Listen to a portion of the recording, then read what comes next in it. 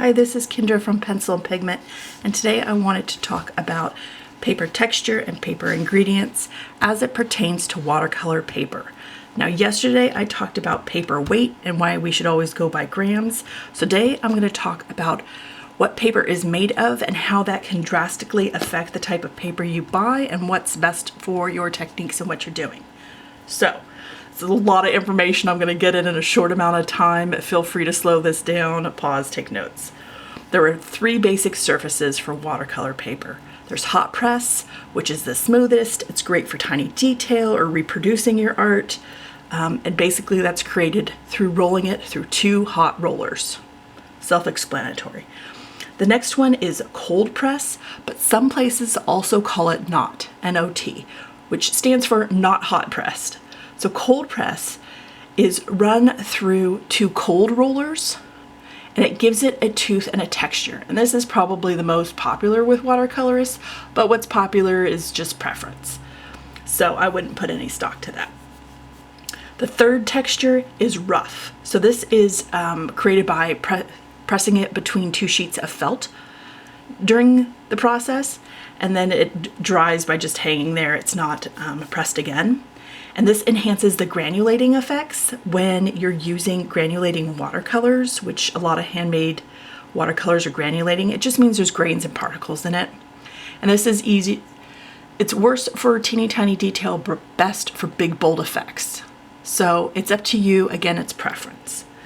Now, there's three different ways these papers are made for watercolor. There's a mold made, which is in a open rectangular frame, and they pound and they mix it, and this is how they make cotton paper, linen, hemp.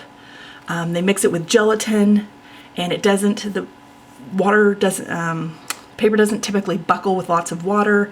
And when you see the 100% cotton, linen, or mix of rags, it's handmade paper. Mold made paper is made with a mix of fibers or cotton, and this is formed into sheets using a cylindrical mold machine, and it gives it a very uniform structure. So mold made can be a mix. Now machine made is more fibers and less cotton. So wood pulp, the cellulose, the cheaper, easier, faster to make, is made through a machine, and this is the less durable paper that you have to be careful because some of it's acidic and it can yellow over time. So we're going to talk about the ingredients. Are you ready? Are you with me so far? I apologize, this is quick. Okay, cotton rag, which is basically just fibers from old fabrics. It's 10 times stronger than wood fibers. It's naturally acidic free, so you don't have to worry about it getting weird or yellowing. And it's great for the recycler lover and me because they're just recycling scraps from like clothes manufacturing. Cotton linters are just shorter cotton fibers that were still attached to the seed, and they figured out in the initial processing how to get the seeds off. And that's mixed with rags for the strength. So when somebody talks about artist grade paper, they're talking about cotton rag or 100% cotton. This is more expensive, but it's stronger, it absorbs more water, it's acid free, it takes a ton. You can do a ton of different techniques, and the paper doesn't disintegrate, it doesn't fall apart, it doesn't pill, it doesn't do anything weird. Now, linen in watercolor paper is also really cool. That's really long, strong fibers, but that paper it creates is more translucent. Where we get into the student grade paper is with wood pulp. So this is really common in sketchbooks and more budget-friendly watercolor books, and this is, a lot of it's only good for one wash. So this is made from wood fibers from domestic hardwoods, like they even use eucalyptus for some of this, from these trees, and they basically are just breaking down wood chips. Now, in doing so, they have to chemically treat this because it can have acid in it, so they have to add the chemicals to keep it from yellowing, and it makes lignin. So lignin is a type of glue that repels water, so they have to make sure that they remove all the lignin when they make wood pulp cellulose paper. Otherwise, your watercolor is just not gonna work. So when you see something that says like alpha cellulose, all that means is there's no acid, and there's no lignin. It's all been removed. If you see watercolor paper that says wood-free, it doesn't mean it's free of wood. All it means when it says it's wood-free is that it's wood pulp paper made with chemicals to take the acidic lignin out. That's all that means. Now, the other thing they have to do to this paper sometimes is add optical brighteners. So, because wood cellulose paper naturally yellows over time, some brands add a bluing agent, which is like an ultraviolet dye. And you'll know if your watercolor sketchbook has an optical brightener if you hold it under a black light and it glows white. The problem with optical brighteners is they impair the paper permanency, which means that the paper starts to break down over time and it gets like splotchy and yellowy because the brightener's broken up and now it's starting to be more acidic. So that would be the difference between the 100% cotton and the wood cellulose.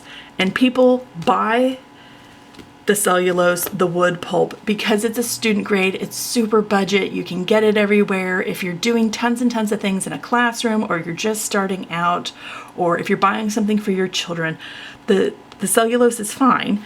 Just know that your watercolors are going to perform differently and you're going to have to mix them quicker. So let me show you what I have in all these stacks. These would be my 100% cotton. So I have Arches. This is a 300 gram. This is a cold press and it's 100% pure cotton. When you open it up, it feels almost scratchy because you can feel the fibers. So it definitely has a fuzzy, scratchy feel. This is off-white. If you want a pure white, 100% cotton, high quality paper, I would recommend the Fabriano Artistico because that comes in bright white. And I'll link everything down below so you can find it. In a small travel sketchbook size, here is the Paul Rubens. This is a 300 gram cold press. This is actually a hot press, which means it's supposed to be smoother, and it's 100% cotton. I still think there's a little texture to this one, but you can definitely feel the fuzziness, and it attracts pet hair because it's a little fuzzy, it's a little scratchy, but it's cotton, and you have plenty of time to mix and do multiple layers of washes. And this is, I think people should start out on 100% cotton personally, but I understand if your budget just doesn't allow for that. It's just not practical. But if you want to know how watercolors are actually behave and how many washes and scratches and different techniques you can do with them, this is the way to start. Here is my happy medium. I have the Fabriano Studio. This is a cold press 25% cotton, 300 gram. So 25% of this is cotton, and it definitely has a uniform texture and it's definitely much smoother. Here is my Moleskin. You're wondering what? Moleskin, that's a high quality. This watercolor journal is a 200 gram, 25% cold press paper. So it's thinner and it's only 25% cotton. A lot of people don't like this watercolor journal. One, because of the price. It's very pricey for what you get. And two, the paper's just thinner at 200 grams. But if you want to try it. Give it a whirl. See what 25% is all about. My odd ones out are these two. And this is a Canson Monteval field watercolor art book, and this one is all cellulose. There is no cotton in this. It's wood pulp. And you can do watercolor. I've done pen and ink. What happens with this paper is some watercolors just dry strange. You have to hurry when you mix the colors together, and they have a sort of strange sheen when they dry. So it definitely performs differently on this paper, but you definitely can do watercolor on it. Some of it's preference, some of it's performance, and some of it's just give it a try, see what you like. This is definitely affordable. I have this one because I don't even know what to say about this one. This is the Pentalic Aqua Journal. It is 300 grams, it is cold press, but the pages are glued in and they're falling out. It does skew warm ivory. I have an email into the company to see what percentage cotton this is. I don't believe that this is 100% at all. It used to be listed as 100% and they had to remove it. So let that be your guide. The Pentalic is also not 100% cotton. When they let me know, I'll let you know and we can see what it's made of. I hope this helped. I know this was a lot. I went through it very, very quickly. It just comes down to, what do you prefer? Do you like your paper rough? Do you like your watercolor paper smooth? Are you just starting out? Are you on a limited budget? Do you want to see what the fuss is about with some of the hyped brands? Or do you just want to try the best of the best? Are you just doing things you're going to photograph?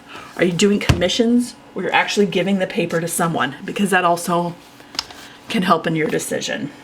I hope you have a wonderful rest of your day, and I will talk to you all later. Goodbye.